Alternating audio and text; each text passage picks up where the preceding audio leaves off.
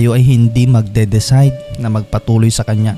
Balewala po kapatid. Kasi hindi po nagtatapos sa paghipo ng banal na Espiritu yung ating paglilingkod sa Diyos. Kahit na tayo po ay mapuspos ng banal na Espiritu sa isang Sunday service, kahit na tayo po ay mabuwal, kahit na tayo ay tayuan ng balahibo, kahit na tayo po mga kapatid ay humagulgol sa iyak, balewala po ang lahat ng yan pag hindi po tayo magde-decide na magpatuloy na maglilingkod sa Diyos. Magkaiba pong kwento kapatid yung paghipo ng banal na Espiritu at yung pagpapatuloy sa presensya ng banal na Espiritu. Kaya ako po ay nalulungkot kapatid dahil ang Holy Spirit na po ang gumagawa ng paraan para tayo po ay hipuin niya, para tayo po ay mapalapit sa Kanya, para tayo po ay yakapin niya. And yet sometimes tayo po, nagiging soil po tayo, mas pinipili pa rin natin na bumalik sa dati. Ang sabi po ng Kawikaan 1:28, darating ang panahon na tatawag sila sa akin pero hindi ako sasagot.